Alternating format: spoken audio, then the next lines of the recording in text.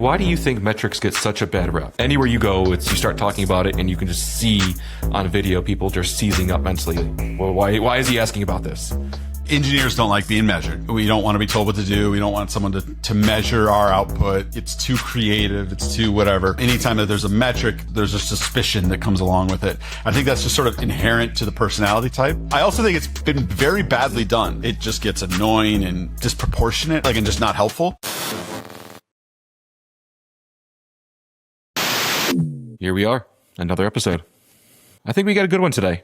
I'm kind of looking forward to this. It's a topic that not a lot of people really spend a whole lot of time looking at, but it's super, super important, and it's a good refresher for those who do. Yeah, absolutely. I think so too. And what we're going to talk about is at a high level metrics, right? Like metrics in the software engineering context, and how do you handle it? Like there's a lot of talk about it. There's a lot of white papers, consultants, et cetera, et cetera. Talk about velocity, talk about DORA, cycle time, all those different things. Most people are either ignore or abuse those metrics, right? And so there's not much in the middle. Yeah, there's not a lot of people that get a ton of value out of them. They're either this thing that they conceptually might do.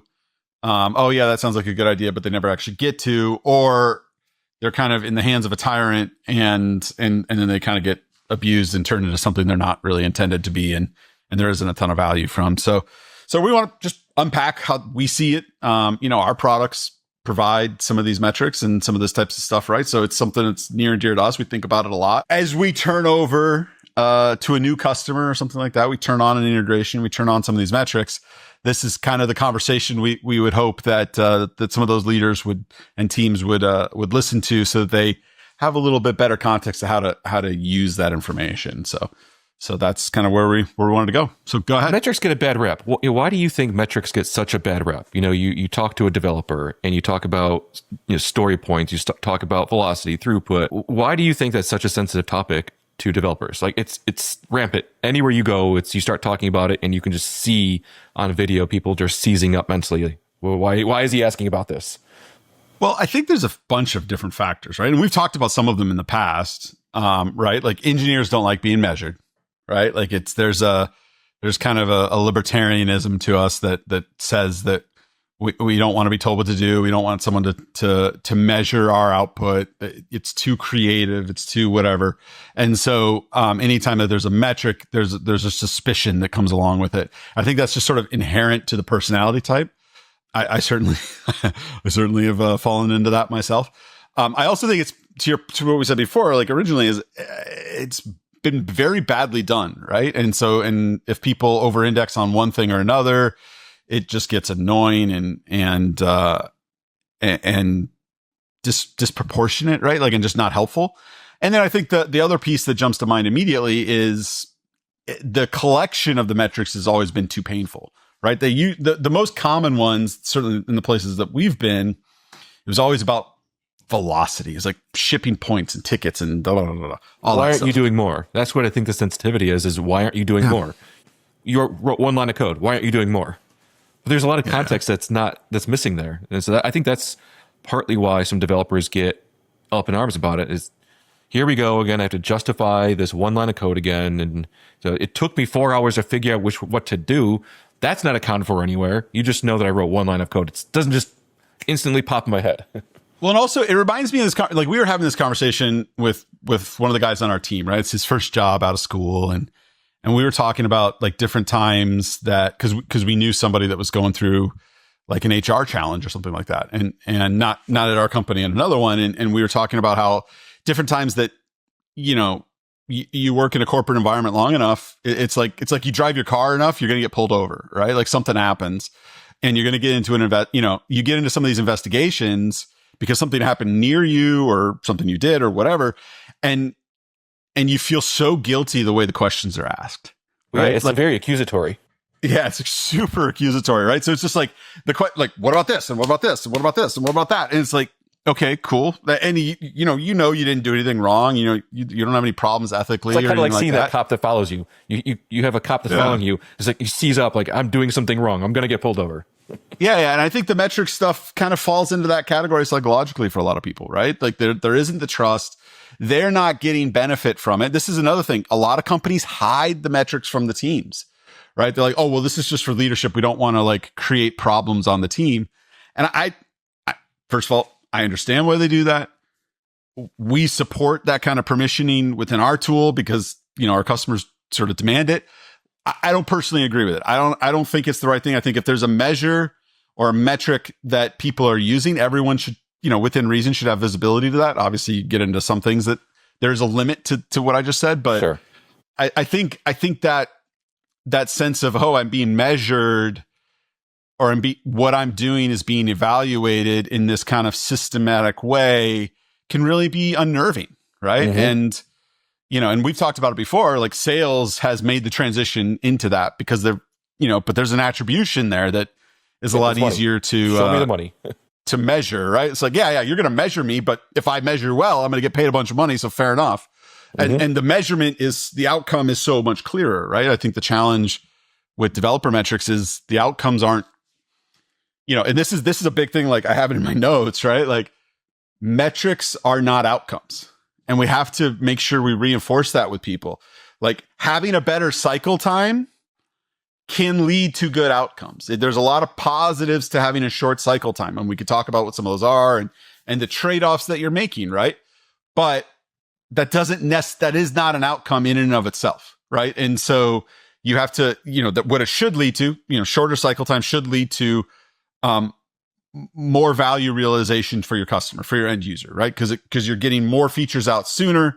And it's like the waterfall effect of we were at Passport, right? Like Passport was a payments company that we did a lot of work in the mobility space for cities, right? And so what would happen is we would sign deals with the city of Charlotte, right? The city of Charlotte actually wasn't our customer initially, but then eventually was. But like we signed a deal with the city of Charlotte. Well, our deal with them was actually we would essentially get our fees off the transactions that would happen, right? Like people would pay for parking, permits, et cetera. And so that was our revenue stream.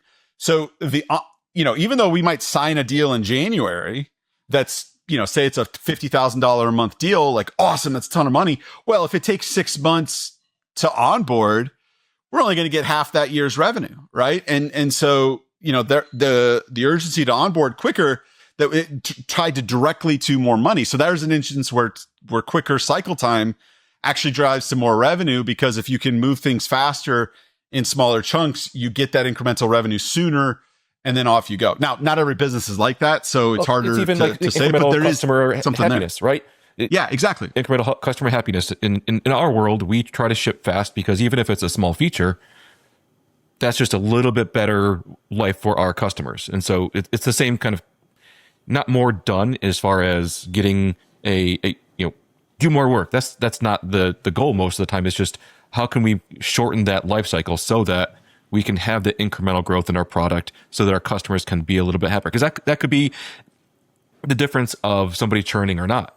It's just that one little thing. It's the final straw that says, I'm done.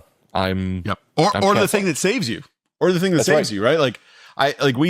It's not exactly a process or anything. We've never even actually really talked about it out loud, but we kind of do reserve a little bit of capacity for what we call like short wins, short quality of life wins, right? And so, you or I or somebody else is talking to a customer, and we are constantly looking for little things that we could do quickly, right? Mm-hmm. Like things that like we're in a conversation and we're demoing something, or we're working through a process with them, and then all of a sudden it's like, oh, that was a little clunky.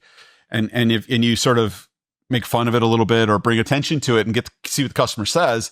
And she might say something like, oh yeah, it'd be great if I could do this. And it's like, mental note, kick off a note to the team. 2 days later, we send her the thing that it's in production, and hey, we put your change in. Hopefully this is helpful. That type of cycle, to your point, that cycle time blows them away, right? They're like, oh my God, this is amazing. Thank you. It's a small thing, but it demonstrates, for us and our relationship with our customers, that we're listening and that we care about their quality of life. Like those little things matter, but also we have the ability to respond quickly and show that those types of things are where the cycle time matters, right? So right, and you got to measure that, right? That's the thing that you don't know how you're doing as far as the delivery until you start measuring it. It's not just how soon are you delivering features. Well, there's a smaller chunk of that. How soon are you getting your pull requests approved? Okay, there's smaller units of that, and you really want to get to that smallest unit. How often are you committing? How many commits are your team putting in? How big are they? How small are they? So that you can scale up towards that final question of how soon am I delivering features once they are put into the backlog, right? Because there's a lot of steps along the way, and some of those steps, unless you measure them, you have no idea. Typically in some large enterprises, it could take 2 weeks just to get a release approved. And so that's, we have one of our customers, we know they basically deploy 30 days. They go into code freeze 30 days before their production release, right? Like that everything goes in sort of a staging, and then it has to kind of like slowly be ready to go to prod, right? Like, and they've done that for a reason. Like I'm not even criticizing it. It's just those things happen, right? So we keep talking about this from a continuous improvement. I think there's taking a step back, like real talk, right? Like why do people actually use metrics? Somebody's got to pay money to buy a tool or set up a thing to do it. Like, what's the reason? The real reason is there's 3 reasons, and we've been talking about the third one because that's like the more fun one. But the 3 reasons are there's a cost consciousness, right? The second one is people are distributed a lot more, and it's harder to keep track of everybody, and it's harder to manage, and so metrics are a proxy for management, right? Like if I can understand, if I can create a formula of what it means to be good, I can manage a large scale team that's distributed well and find the problems and things like that. And then the third one is continuous improvement. That's the stuff we're talking about, where it's like, okay, hey, we're going to look at this data and we're going to find the ways that we're going to get better, and we're going to help to drive better outcomes and better behaviors, but not, try to leave the negative aspects aside as much as possible. Right. And the reality is those are all good reasons, actually, right? Like if you think about it, it's actually really hard.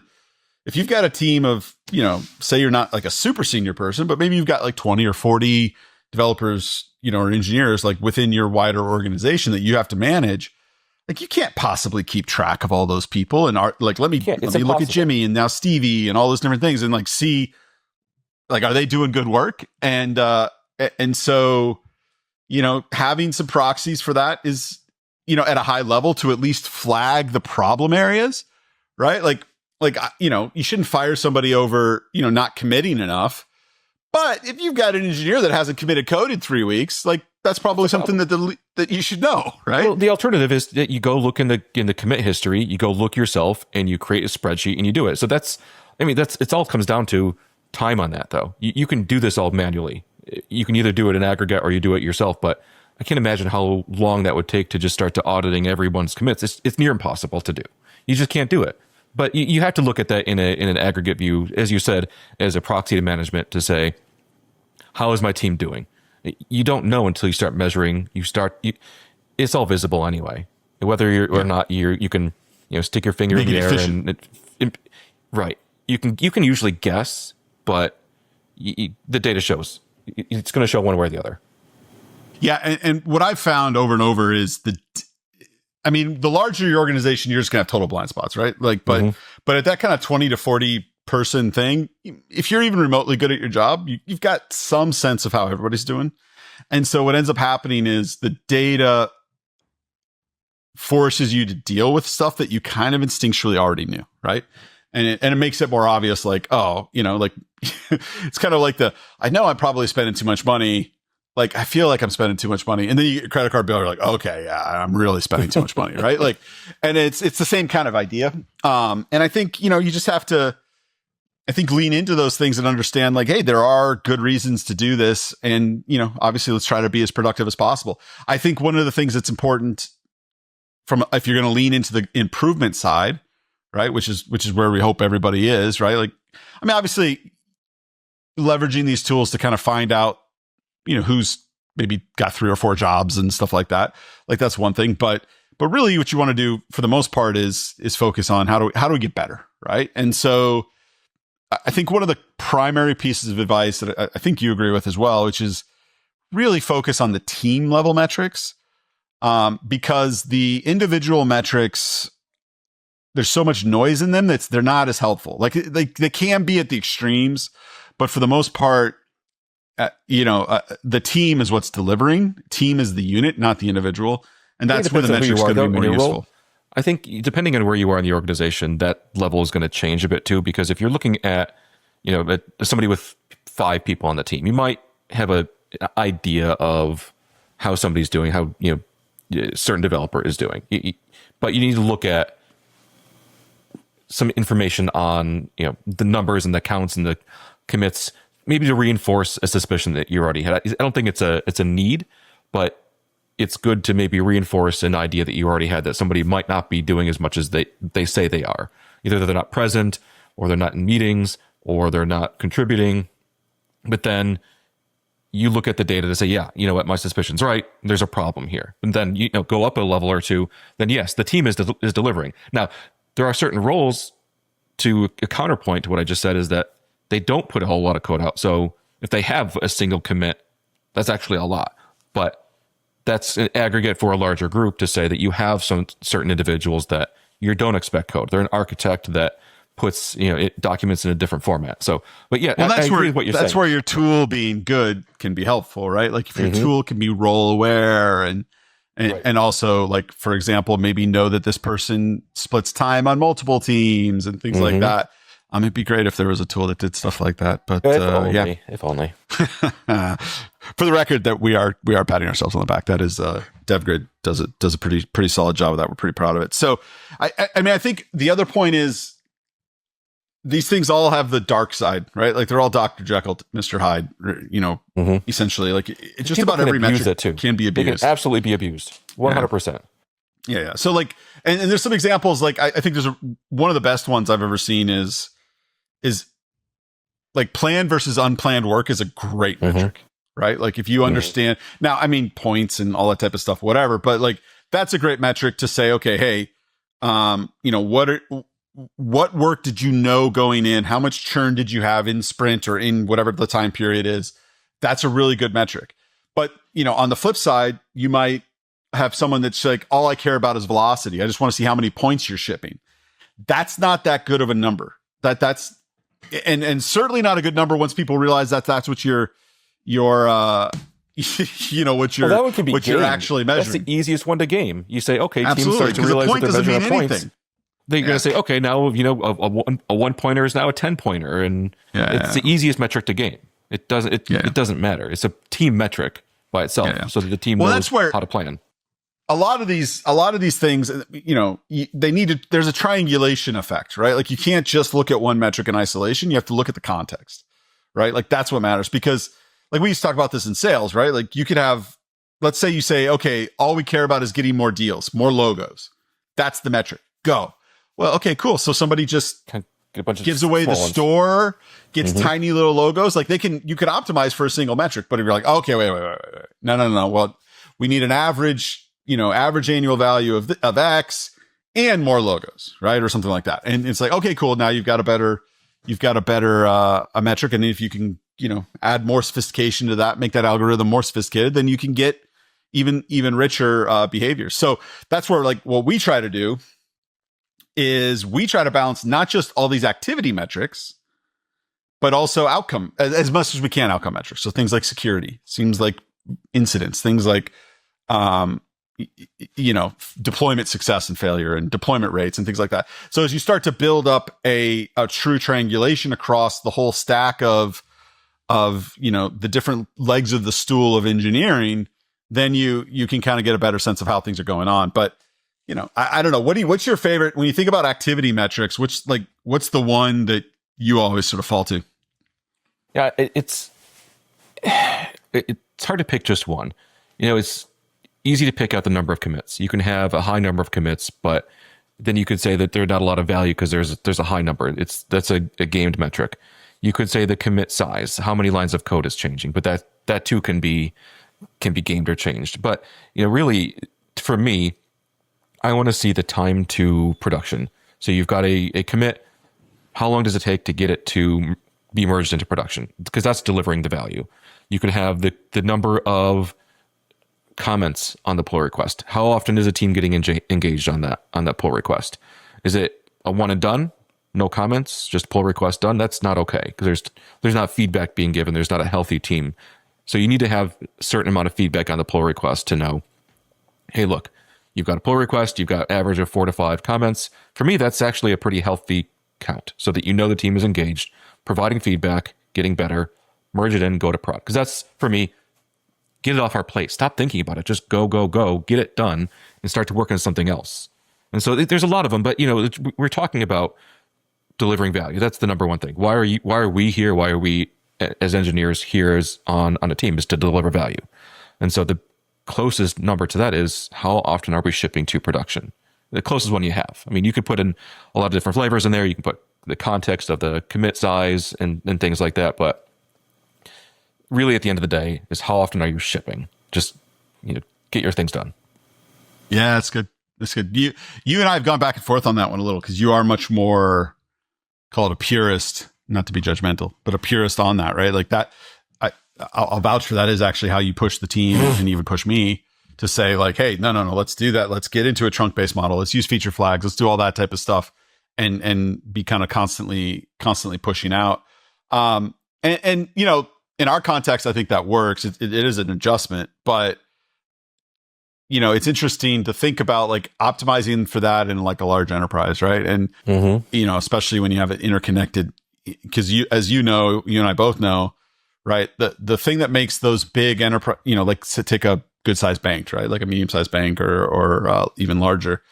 The thing that makes it so hard to run technology there is how interconnected everything is, right? Like, and even though some of them are well architected and they try to be decoupled, they still are so coupled together, right? And so they have the integrated releases and things like that. Like when I worked at B of A, I mean, they had just kind of rolled out the concept of independent, what they called independent releases, where you were able to, like, have a chain. If you had a change that you could prove didn't impact anybody else, like, you could release in a monthly window, like a 3-day window.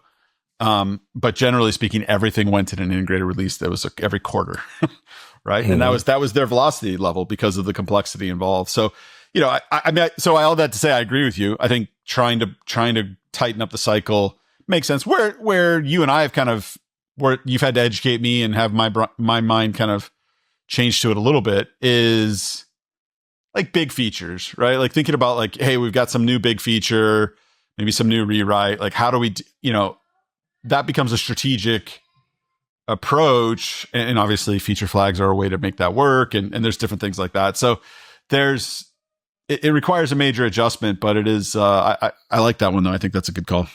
Well, yeah. So the story when I was at a previous place, I brought my team together and I said, hey guys, look, this is going to sound like a really jerk question to ask. And I know that's going to sound like this, but I don't mean it to sound like this. Now, really looking to find out and learn some things that are going on here. It says, why does it take so long to get stuff done?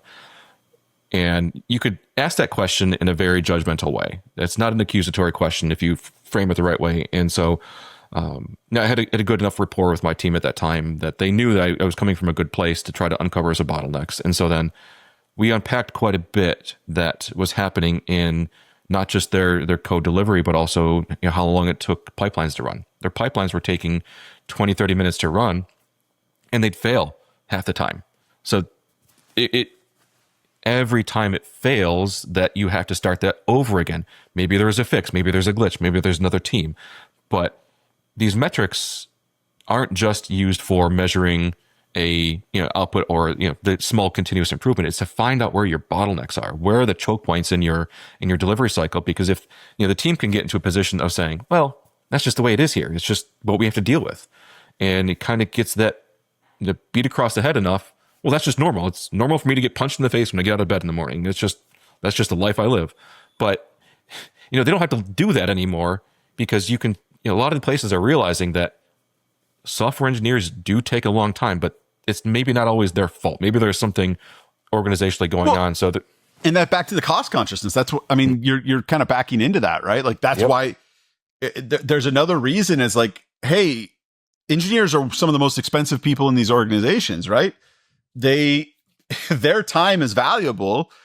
do we have a bunch of friction in the system that doesn't provide value that we could, to your point, we find, hey, here's a bottleneck. I mean, I've got it in my notes, right? Like one of the primary things that these metrics should do is spark questions about why is this happening, right? And it's like to find the anomalies or find the trends and say, okay, why? It should allow us to investigate and take on that mentality of let's remove toil, right? Like let's remove toil from the system.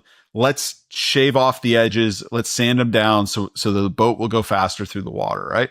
And so I think that's exactly it, right? Like cost consciousness, like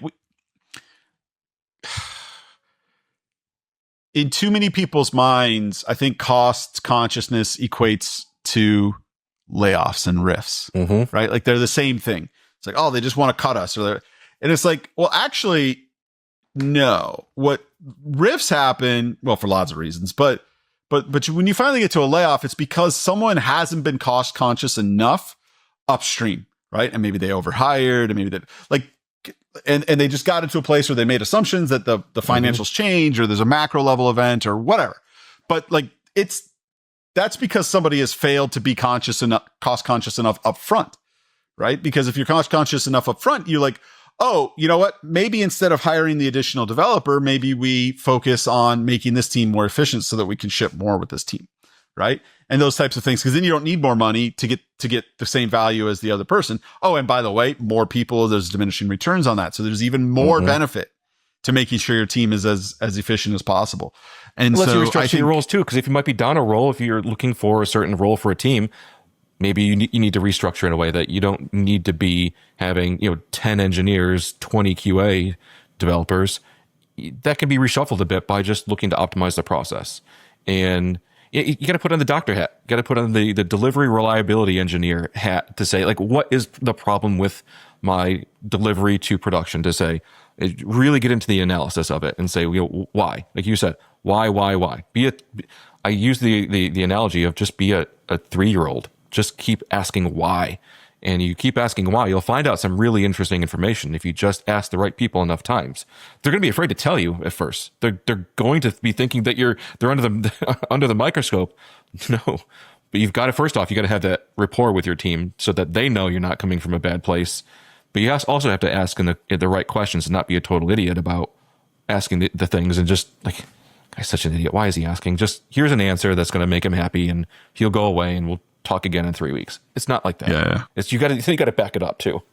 No, they got to be good questions. But I mean, to your point, like we do our advisory services, right? We'll drop in some architectural calls with people and occasionally, and it's always really interesting because you have enough context to kind of be dangerous, but you don't really have full context in the overall ecosystem. And so the fun thing about that is even though, relatively senior or whatever, we get a kind of get out of jail free card to ask quote unquote the stupid question. I was joking about it with a friend of mine, because someone that actually used to work for me that actually works for one of our customers now. And she was just laughing. She's like, about what I do. I just ask the questions that like seem obvious. They seem like the obvious questions. Let's ask them. And then you just watch the people crumble because they don't have answers to them. And it's just like, guys, like, what are we doing? Like this, I was asking this question, like, just to be obvious. I didn't think you didn't have an answer. Like, what are we doing? And that's so common. I'll get thanked on Teams. This is not an exaggeration. This literally happens where people will message me and say, thank you for asking the questions because nobody was asking that. And now we're having a better conversation. So that actually happened today. Yeah. So I mean, circling back before we go into too many war stories. I mean, what we care about at DevGrid, right, is we care about engineers and we care about their leaders. And, I think we've said it before, but I'll say it again, helping engineering leaders be better, I think is one of the highest leverage activities in the modern economy, right? In a lot of ways, right? There's just so much opportunity for technology leadership to get more value out of their existing teams and existing systems. And so that's important to us. We care about that without sacrificing, the individual, without turning into a PE shop where everybody's just a number. Like that's not, because we care about engineers too. And we actually want to help leaders care for engineers more. That's really important to us. But, we think metrics are important, right? Like from that mentality, of both being very engineer first and trying to help challenge leaders to be better. The data matters. The data is a ground truth to some degree. Like we said, there's all the flaws that exist, and metrics are not outcomes. But, there's a reason that, Moneyball was a thing, right? Like data, there's insights hidden within your data about what's actually going on in your system and ways to fix things and ways to get better, right? And to kind of extrapolate more value. Again, we're focused on visibility and learning, not surveillance. Because we don't want to be a surveillance it's, shop. It's hard for individuals who haven't had these conversations before to start having them. It's painful. People think that, again, I'm not trying to beat a dead horse here, but it's hard to have those conversations because people initially think you're measuring to cut. But you got to have those conversations. It's just, doctor gives you terrible tasting medicine. You don't just not take it. You take it because it's going to make you better. And so getting through this uncomfortable part and just have a little trust in the process to think that, okay, well, listen, I know that somebody's going to be measuring this one way or another. I have better data to measure it the right way. Somebody else might not. And so am I going to go by somebody's opinion, or am I going to go by the truth of what we have here? Because those are two very different things. And so you can take control over what the narrative could be by saying, look, here's where we are. Here's what our problems are. Be transparent. You're going to have a lot better outcomes by doing some of that measurement yourself rather than somebody saying, hey, Jason's team's terrible. They don't ever, where do they do? Well, here we go. Here's what we delivered. Here's everything. Here's our cycle time. Here's our time to production. Oh, I mean, it circles back to the advice we were given, I think, in one of our first episodes, right? About delivering value, right? Like focus on delivering value. Don't worry about the metrics, right? Like it's like like I said, baseball and Moneyball, right? Like ultimately the wins are what matters and the outcomes. You focus on getting the right outcomes. The point of the metrics is to find the little fundamental things you can do differently. Move your elbow, go for a single or a double or swing for the fence, like, and choosing the right, tactics along the way. If you're an individual contributor or even a small team lead or something like that, and a company's starting to roll out some of these metrics and you're nervous about it, my advice is don't try to game it. Don't try to play games with anything. Focus on what matters. Focus on the things that matter in terms of the outcomes. Now, if you're playing video games all day and they're catching you play video games all day, I got nothing for you, right? Like, grow up, right? Right? Like that's like, what are you doing, right? Or you've got multiple jobs and all that type of stuff. But if there's a reason you're uncomfortable because you're playing video games all day. Yeah, right. Like if the doc comes along and like to use your example, and it's like, well, I do nothing but eat junk food all day, and I'm 350 pounds. And I don't want to hear the doctor tell me that. And so I'm nervous about my doctor's appointment. Like, okay, cool. Well, like, I don't know what to tell you, bro. Like, you got to deal with that, right? Like, because it's not dealing with it doesn't make it go away. And so, like, yeah, if you're not doing a good job and this is just going to expose you for not doing a good job and you know that, that's a personal choice that you're continuing to ignore that and go on. So, like, if you want to change, if you want to do better, cool, I can help you there, right? Like, get your act together, focus on focus on understanding what's important, what's valuable, and work your butt off and get it done, right? Like that's, if you're doing that stuff, this stuff will never, these metrics and things will only highlight it. And maybe you're doing some stuff sloppy. The score takes care of itself on these things. You do the right thing. Yeah. You focus on just doing your job. The points don't matter. It's whose line is it anyway? It's all made up anyway. But you made a great point though, right? Like maybe you have a situation, like one of the things that we put in or in the process of putting in at the request of one of our customers, right? Like they really want to know how long it takes to get that first review when somebody opens a pull request, right? Because they think that they're having a real problem with people not getting on those fast enough. And that's one of the big friction points, right? Like, it's like, oh, I put a PR out, but it takes 3 days for anybody to look at it. That's a problem, right? Like, but that's not an individual problem, right? Like that's not it's not like, Jason, you suck, we're going to fire you. That's, the team's behaviors need an adjustment to where you need to know that the event of a PR being opened is actually a time-sensitive, important event. And you should pivot to it and focus on it, give it attention, and then go back to what you were doing, because that then unlocks value moving forward down the chain, as opposed to having to wait 3 days for you to, deign to pick it up, right? But that's not, that's an opportunity to learn, but it's not a statement that you suck or that you're bad, right? It's an adjustment that the data can then provide to you. So it's making you better and making the team work better. That's right. Because it's so hard to switch back to those tasks once somebody does comment or ask a question. You're extending every time you ask a comment on there.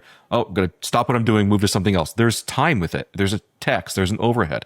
All of that adds up, but you have to measure it to know where are my problems. Not to point fingers, but just to know, like, oh, we really could use some work there because pull request. Maybe I need to put in some different automation. Maybe I need to have a better practice to the team because we're not running effectively. Not to point fingers, but just to get better. I think actually, I mean, I'm just thinking about this now. We haven't even talked about this, but I think this is one of those things that we actually do this really, really well within our own dev team. We are very time sensitive on pull requests. Maybe not as thorough as one might be, but depends on what it is and where it's going and all those different things. But we're very time sensitive on it and for each other, and that helps a lot with our velocity, right? Because if you, to your point, especially for someone like me who's very kind of multimodal in the work that they do, right? Like I'm constantly jumping in and out of different things. If I can get time and focus to do something and I want to ship it and move it and I want to test it in the environment or something like that, like right away. But if I had to wait hours, it might be days before I get back to it, right? But if I can, if I know within a few minutes that somebody's going to pick it up and give me the check that they need, like they're going to make sure that I didn't do something crazy and then let me move forward. Like that helps me move a lot faster. It's actually one of the reasons, when we were able to transition, away from using some offshore developers to agents, things like Devin and Copilot and stuff like that. It was the feedback time. It was how quick we got feedback from the work, because it would just used to drive me crazy. It'd be a couple days before I'd hear back on something, and I completely, like, the context was gone, right? So we've been talking about dev metrics, analytics, dev activity, et cetera, et cetera. Any last thoughts you'd like to throw in there, Jay? I think my first thought would be just do it. Be like Nike, just do it. Start small. If it's more comfortable to start a little small, looking at things, what's my time to first commit? Fine. That's small. That's something you can get used to doing. Move up from there. Start measuring the things that really matter on a grander scale. And then you get yourself to the point of, oh, wow, this does take a long time. I do it myself all the time. Like, as has been mentioned, is that if you're not optimizing yourself, you're not optimizing at all. And look to yourself, your team, to see how can we do better, and start small, like I said, and just work your way up to the bigger things and start to evangelize. Hey, look, we started measuring. We started measuring our output, our velocity, and share how it helped you. That's probably one of the bigger things that engineers can do better, is sharing some things that they've learned that's new. And this is not one to skip. Yeah. No, I agree. That's good.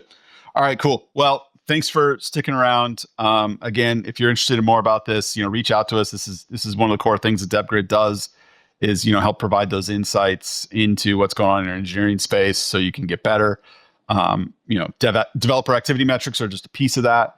But, we really care about it, and we care about teams that, care about visibility and improvement and kind of going down the maturity journey. So hit us up at devgrid.io or hello@devgrid.io. And, or if you like the conversation, feel free to share it around or, subscribe and all that good stuff. So thanks again. We'll talk to you guys soon. Thanks, Jay. See ya. That's a wrap for this episode of Tech Council, brought to you by DevGrid. Thanks for joining us as we dive into building smarter solutions for the enterprise. If you enjoy the show, please subscribe, leave us a rating, and share your thoughts on X, at DevGrid Inc., or at devgrid.io. Stay tuned for our next episode, where we'll explore more ways to thrive in the enterprise. Until then, keep building.